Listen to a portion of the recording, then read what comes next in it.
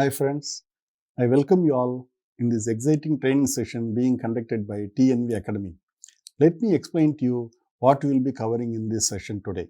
In today's session, we will be covering the class 5.4 Consultation and Participation of Workers under ISO 45001-2018 standard. This class comes under the plan part of the Plan, Do, Check, Act PDCA cycle of the process approach. Leadership of the organization plays a vital role in planning process of occupational health and safety management system.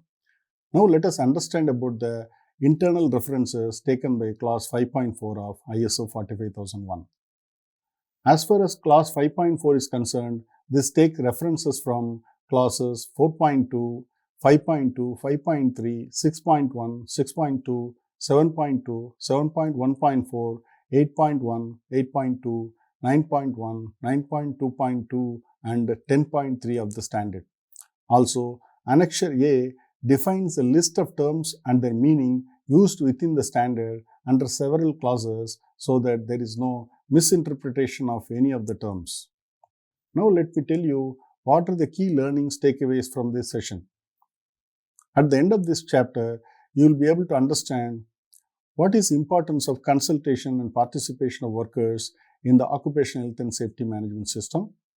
What are the ways in which we can engage workers' participation in the occupational health and safety management system? So let's begin our discussion regarding the subclass 5.4 Consultation and Participation of Workers. Involvement of workers in the occupational health and safety management system and the processes that support it is a key requirement of the effective occupational health and safety management system as it enables the organization to make informed decisions.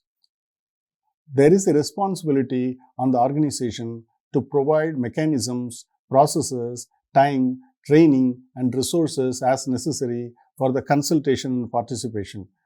Provide in a timely manner access to clear, understandable, and relevant information about the occupational health and safety management system. Identify and remove barriers to participation such as failure to respond to worker suggestions, language or literacy barriers, difficulties, policies that discourage worker participation, and minimize those that cannot be removed. Encourage consultation with non-managerial shop floor workers relating to range of occupational health and safety issues impacting their area and their safety performance.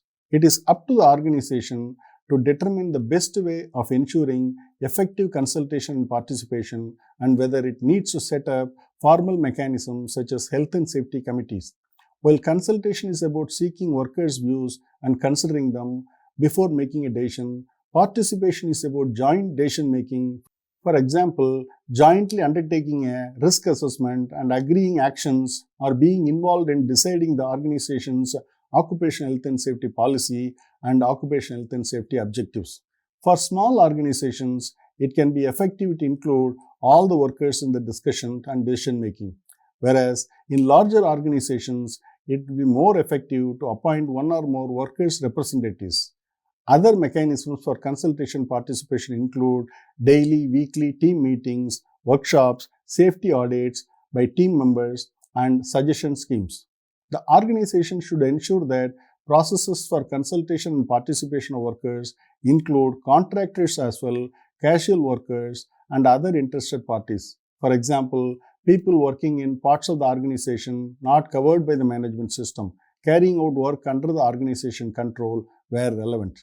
Typical of the activities that workers can participate in include the following: identifying hazards and assessing risks and opportunities in their respective areas, determining actions to eliminate hazards and reduce occupational health and safety risks, determining competency requirements and conducting training needs analysis, determining what needs to be communicated and how this will be done, determining control measures and their effective implementation and use, investigating incidents and nonconformities and determining corrective actions, developing and reviewing of occupational health and safety policies and objectives, safety improvement suggestions, near-miss unsafe condition reporting for resolution of the problems.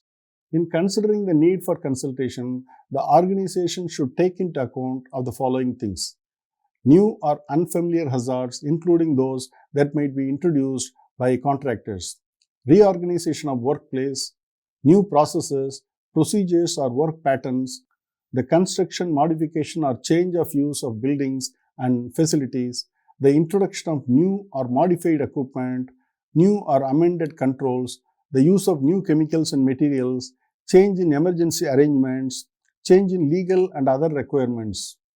Topics for consultation include determining the needs and expectations of interested parties, establishing the occupational health and safety policy, assigning organizational roles, responsibilities, and authorities as applicable, determining how to fulfill legal and other requirements, establishing OHS objectives and planning to achieve them, determining applicable controls for outsourcing, procurement, and contractors, determining what needs to be monitored, measured, and evaluated, planning, establishing, implementing, and maintaining an audit program.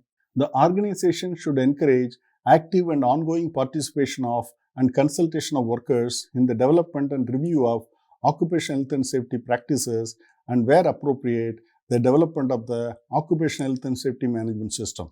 The participation arrangements should take into account any legal and other requirements. So now we will learn about the mandatory documents that an organization has to maintain while meeting the requirements of subclass 5.4. There is no mandatory documentary requirement as per this class.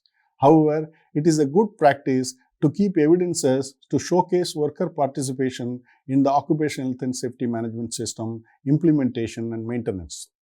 Some of the examples could be hazard identification and risk assessment register having names of workers in the department, safety committee meeting minutes indicating the presence of workers and their contribution, safety improvement suggestions and contests organized to promote worker participation, celebrating National Safety Day campaigns and photographic evidences of the same. Dear friends, we have now come to the conclusion of the training session. I hope that you all must have understood the requirements and concepts that fall under the subclass 5.4 of ISO 45001-2018. See you soon with an exciting new topic. Till then, it's me signing off. Goodbye and thank you.